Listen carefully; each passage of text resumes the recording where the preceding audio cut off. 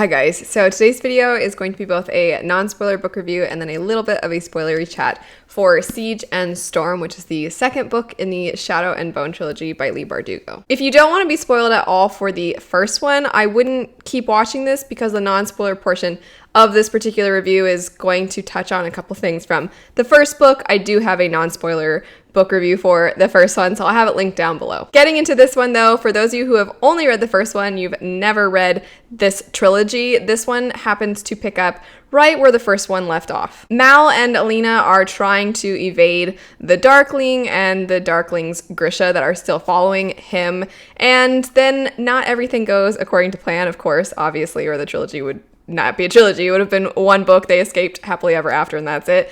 Not what happens. And this particular one in the series, I find, definitely raises the stakes. There are events in the first one that feel kind of youthful and innocent, despite the fact that there are, of course, some dark things going on. But the first one has this sense of discovery and of meeting new people and of kind of finding your place within something very unfamiliar. And in this particular story, I think we get that as well, but to the extreme. Because of the discovery of Elena's powers in the first one, they hinted at the fact that she is somebody that people are starting to think is a saint, that she's going to save the world, and she's starting to become a figure within people's religious beliefs, and that is something that is touched on in the first one, but it's expanded on in this one. We also see her being kind of pushed back and forth between a lot of the political figures, and they feel that because so many people are turning to her for hope,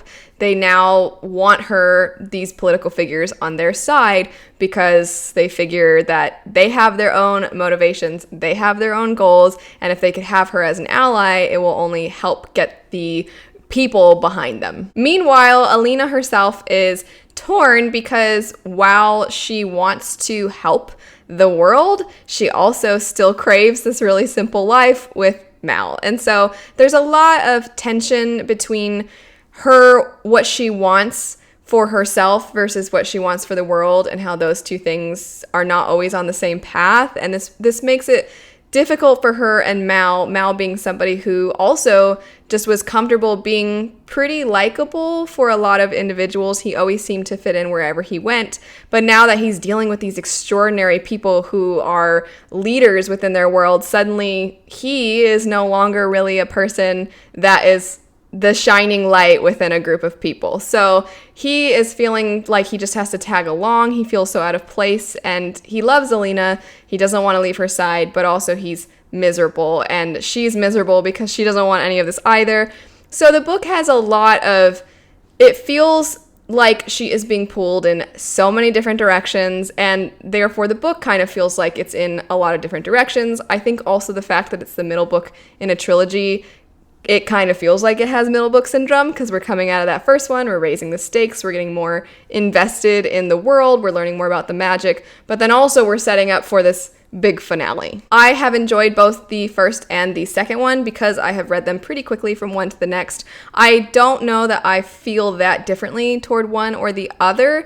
I think there were some moments in this story where some of the relationship stuff between Elina and Mal maybe felt a little forced, or sometimes it felt like lack of communication. And that is a pretty big pet peeve of mine, and I know it's a big pet peeve for a lot of people. So I didn't absolutely love that particular element of the story. I will say, with the whole opening up of the world and the politics, Nikolay is introduced, and this is a character that so many people adore. And I feel in the minority while I appreciate this character, and I think he definitely adds a new flavor to the story, and he is kind of the comic relief since everything is so doom and gloom with Mal and Elina and the world. He is a good addition to the story. I actually find him really annoying though. So I like seeing how you slowly get to see that there's more to this character than what you are first introduced to.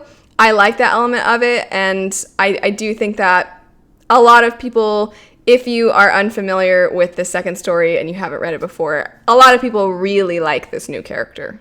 I do find that there are some aspects of this particular story that I think if it were adult fantasy, or if it were maybe geared toward the older end of young adult, we could have dived into a lot more. So for example, in the story, Elina trying to fulfill her role as this new significant figure in society, she's taking on some responsibilities, and she implements these ideas that she has to try to make things better, to try and help make sure that they actually have some people to fight against the Darkling. And a lot of times you don't really see the results of those things happening. You're not really shown the progress toward what she's hoping will be the end result. You kind of are just told at some point, oh, things are getting better. Oh, now people are getting along better. You kind of just are told. So it's the whole show don't tell. And I think it fits this book because of the fact that you don't have a ton of time. It's not this really giant book, and we're not really focused that much on strategy and the implementing of ideas to enhance whatever goal you are aiming toward. We're not really focusing on that. We're more focusing on Elina. So I think that it makes sense to not dive super into those things, but I do feel like this slight glossing over of some of those things, I personally would have liked to maybe have seen the struggle a little more, because then the payoff just feels that much better. I am going to get into spoilers now, so if you don't want to be spoiled, don't keep watching. But getting into a couple of specific things, one part of this book that I really, really, really loved was when Elina, when they're going back to Alta, and she sees all those people's names, all the people who had died, and she's just kind of sitting there trying to remember all of their names.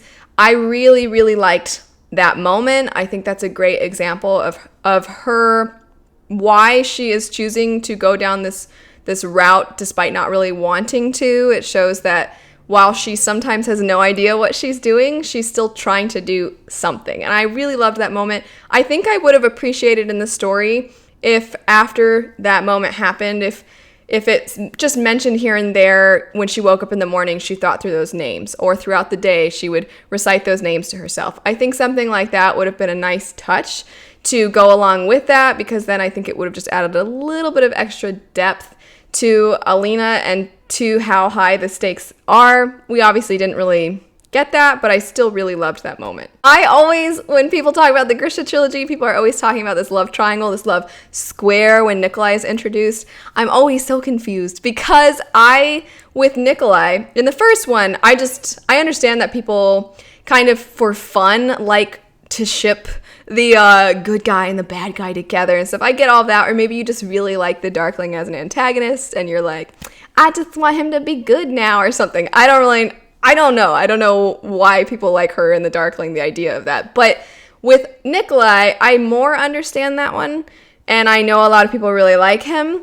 But for me, I just feel like she never was really into Nikolay. So I'm always confused when people talk about this love. I shouldn't say I'm confused. I understand that it's a potential option for her. I understand that. But I just never feel like Elena's actually, I didn't feel like she was really into the Darkling. I think with him, it was more of when he showed her attention, it was like, oh, wow, this person is seeing me and liking me. So I think it was that. With Nikolay, there's a couple parts where she's like, maybe she would just go ahead and get that kiss from him. But she realizes it's only because she's upset with Mao. She's always in love with Mao. I've never understood. I like her and Mao. I just want them to be happy. And I know that there are moments in this particular one where they're so aggravating and you're like, can you guys just talk it out just for a sec and everything will be better? Because Mao's behavior was stupid. She should have, like, the one time that she flinched and then he was like, oh, I know what that means. Okay, fine, I'll leave. You don't want me. You want Prince. You want this Prince Nikolay. You definitely have these super annoying moments. And there's even a line where Nikolay says, you two are sure pretty... He basically says, you two are quite insecure in your relationship. And they definitely really are. But I feel like it makes sense that they're so insecure because for so long, Elina was kind of... She just had this huge crush on Mao, but Mao was this likable, good-looking guy, and she just felt like she was this kind of derpy girl that was his friend, and that was it. And because of the whole situation with the letters in the first one, she never really knew if he actually was just ignoring her. And then you find out he never got the letters, so then he thought, oh, she just never really wrote me and he missed her. And so in the first one, he sacrifices his life, not like literally he dies. I just mean the life that he was going toward, he gave that up to help her. And so he doesn't have any of his dreams anymore. His only dream now is Elina and just Elina. But with Elina comes all these other things. And she has this power that she's connected to. It's a part of her now. She cares about this, but that's clashing with their relationship. And they never actually had time to solidify their feelings and their trust in one another because they were just on the run and then they got taken again. And then now they're thrown into this other thing. So I feel like it makes sense that they're insecure, even though it's super frustrating to read.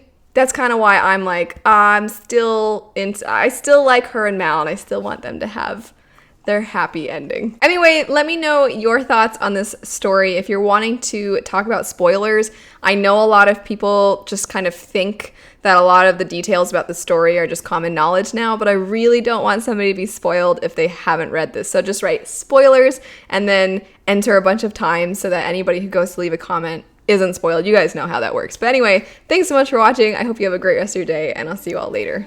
Bye.